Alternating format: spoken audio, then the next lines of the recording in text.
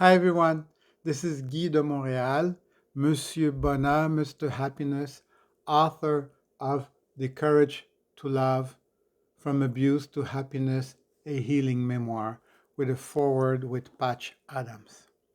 So today we're going to read chapter 5.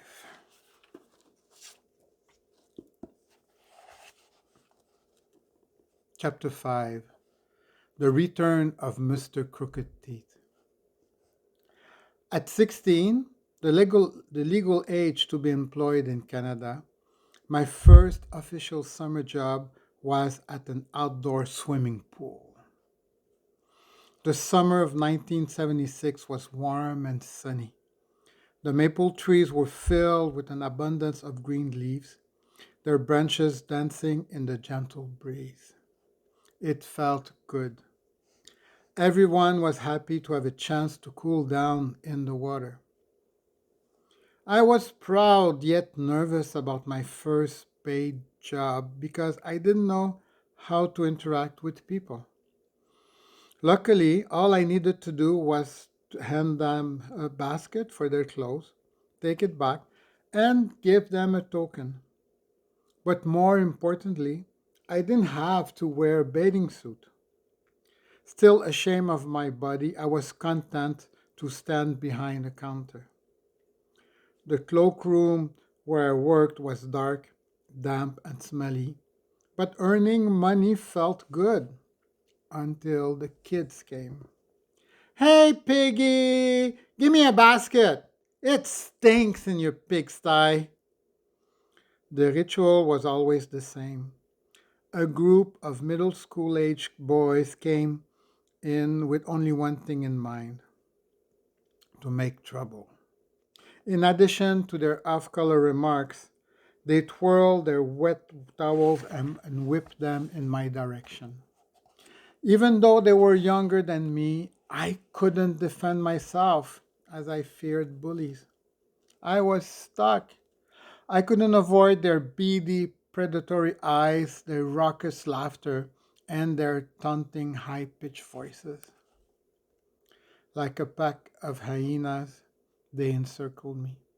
Then, sensing my weakness, they launched their attack. I felt their eyes and their foul breath scouring my soul. I was cornered in the cloakroom with no way out. Lucky for me, they eventually got bored and left, but I knew they'd be back the next day or the next week. Feeling powerless, I sank deeper and deeper into the bottomless abyss, that void of emptiness in my soul.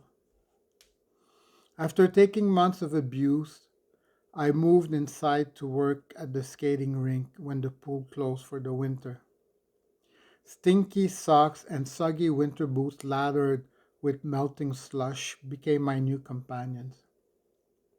The hyenas also came in from the cold, this time when they hurled insult chewing gum wrappers and other garbage my way.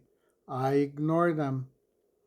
Armed with my cassette player, Supertramp School suited me with its beautiful hunting harmonica, and Dreamer helped me slip away to an alternate reality. During my breaks, I was able to escape my dreary cavern by hopping across the hall to the snack bar. There, I discovered the pleasure of hot dogs served with raw onions and coleslaw. The buns steamed along the wieners were spongy white substance that squished in your mouth. A delight. After a few months, I graduated to become the lone sales clerk at the snack bar. I filled myself to my heart's content with soggy hot dogs and orange julep drinks, a local specialty. I cut onions, changed cola tanks, made coffee, and filled candy stalls. Because there was no cash register, I also had to handwrite all the sales. Then, at closing time, I cleaned up and tallied the money. I loved my new responsibilities and enjoyed the smiling customers. The hyenas came back, but this time I had leverage. If they mistreated me, I could ignore them or deny them service. Once they understood this, we settled into a sort of détente, an unspoken armistice, a Cold War peace accord inside the freezing skating rink, which I thought was very fitting. And then Mr. Crooked Teeth started showing up at the rink. I'd seen him around there before. He was always carrying brooms and buckets, so I assumed he was the rink's janitor. I had no hard feelings toward him because basically I had no feelings. He seemed charming and kind when he'd hang around the counter. My daily routine went smoothly until one night when somebody banged on the closed metal curtain surrounding the snack bar after closing time. Hey, let me in! I'm really hungry. I recognized Crooked Teeth's voice. You can't come in, we're closed, I insisted. I had already cleaned up and was tallying the cash and filling out the deposit sheet. But the pounding became insistent. Ah, come on, man. You won't let your old pal die of hunger, would ya? He walked around and jiggled the service door, then beating on it with his fist. Ah, come on, just let me in. Annoyed, I went toward the back door and said, Look, I'm sorry, but suddenly he was in my face. He had forced his way in. I just want to buy a snack, he grumbled as he reached for a miniature pie, babbling like an idiot. You have to get out right now. But he ignored me and opened the pie box while cracking jokes and offhand remarks. After taking a bite of the pie, he pushed the rest in my face. Ah, come on! You know you like it!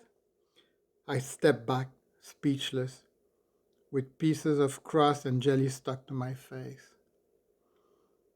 Without saying a word, I turned to the sink, grabbed a cloth, and wiped my face. He just laughed, like it was all a big joke. Wasn't it good for you? Seeing that I wasn't playing along, he threw a few coins on the floor and left. Numb with fear, I walked back to the door and made sure it was closed and locked. Then I swept up the mess and returned to my deposit slip. But the numbers no longer added up. There are four $20 bills instead of five. I must have miscounted. I double checked, recalculated, and sealed the deposit envelope. I folded my apron and took a look around to make sure everything was clean.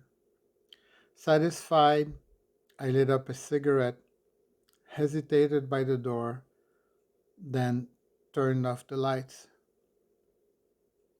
I wanted to scream, but no sound came out. There was just a void, a cold, empty void like the room itself. Darkness. The following day, I told my boss I didn't want to work there anymore. I can't handle the kids hassling me. I lied. Money is missing from yesterday's sale. The numbers don't add up, was his only response.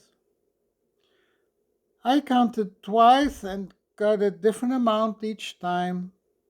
The second time, I counted four twenties instead of five. And your friend came in while I was closed? Yes, my boss and Crooked Teeth were friends. I'd often seen them joking together. My boss smiled slyly as if he knew something. Well, Count better and don't let the kids bother you. I left his office and never returned to the rink. That was chapter 5. Thank you for coming along this journey.